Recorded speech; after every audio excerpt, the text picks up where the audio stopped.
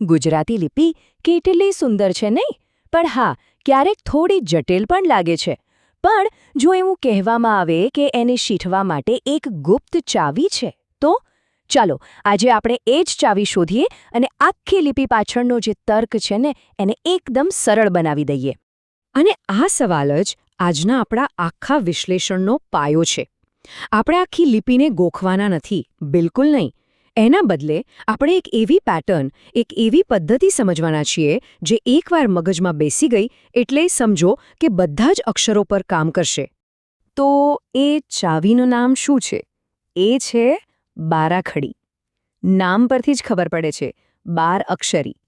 એટલે કે 12 સ્વરૂપોની એક આખી હારમાળા.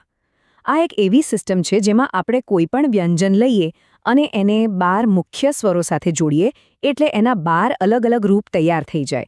અને સાચું કહું તો આ જ આખી ગુજરાતી લિપિનો પાયો છે. પણ સવાલ એ છે કે આ કામ કઈ રીતે કરે છે? ચાલો સમજીએ. એકદમ સરળ છે, જુઓ. સૌથી પહેલાં આપણે એક મૂળ વ્યંજન લઈએ. ધારો કે ક, બરાબર? હવે એમાં એક સ્વરની નિશાની ઉમેરીએ. માની લો કે આ ધ્વનિ માટે આપણે કાનો એટલે કે કા ઉમેરીએ. તો ક અને કાનો મળીને શું બન્યું? કા. બસ આટલો જ છે આનો મૂળભૂત સિદ્ધાંત. સારું, ચાલો હવે આ પદ્ધતિને થોડી વધુ ઊંડાણથી સમજીએ. આપણે ક અક્ષરને જ પકડીએ અને એની આખી બારાખડીનો એક નાનકડો પ્રવાસ કરીએ.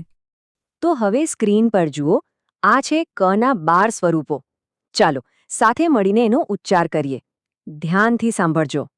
ક, કા, કી, કી, કુ, કુ, કે, કઈ, કો, કૌ, કન અને કહ. અહીં એક વાત નોટ કરવા જેવી છે કે મૂળ અવાજ તો કનો જ રહે છે. બસ એની પાછળ જે સ્વર જોડાય છે ને એ બદલાતો જાય છે. એકવાર આ એક લાઈન મગજમાં બેસી ગઈ એટલે સમજી લો કે આખી સિસ્ટમનું તાળું ખુલી ગયું. હવે મજા આવશે. ચાલો જોઈએ કે આ જ સેમ પેટર્ન બીજા વ્યંજનો સાથે કેવી રીતે ફરીથી ને ફરીથી આવે છે. તો ચાલો આ ધ્વનિની પેટર્ન, એના લયને સમજીએ. એક વાત ખાસ યાદ રાખવાની છે. વ્યંજન ભલે બદલાય પણ એનો લય, એની રિધમ એ જ રહેશે. ઓકે, હવે ખની લાઈન પર નજર કરીએ. હું એને થોડી ઝડપથી બોલીશ, ધ્યાન આપજો.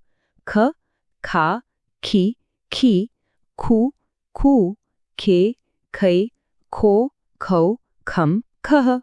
પકડાય પેટર્ન? કવાળી લાઈનમાં જે ધ્વનિનો ક્રમ હતો એવો જ પરિચિત ક્રમ અહીં પણ સંભળાયો ને? તો બસ આ જ છે આખી રમત. મુખ્ય મુદ્દો એ છે કે મૂળ અક્ષરો, ભલે ક હોય કે ખ, એ અલગ છે, પણ એમને જે સ્વરની નિશાનીઓ લગાડવામાં આવી છે ને એ એકદમ સરખી છે. અને આ જે સ્વરોનો ક્રમ છે, અ, આ, ઈ, બસ આ જ આખી ગુજરાતી લિપિનું રહસ્ય છે.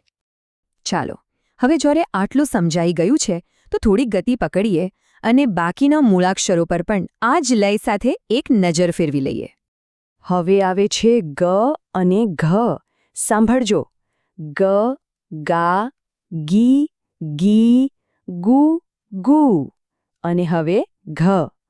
ઘ, ઘા, ઘી, ઘી, ઘુ, ઘુ. છે ને એ જ પેટર્ન? બસ ખાલી મૂળ અવાજ બદલાયો. આગળ વધીએ ચ અને છ તરફ. Same to same. ચ, ચા, ચી, છી. અને પછી છ માટે છ, છા, છી, છી. હવે તો આ લ એકદમ જાણીતો લાગવા માંડ્યો હશે, ખરું ને? ઓકે, હવે જ અને ઝનો વારો. ફરી એકવાર એ જ પરિચિત સૂર સાંભળો. જ, જા, જી, જી. અને ઝ, ઝા, ઝી, ઝી.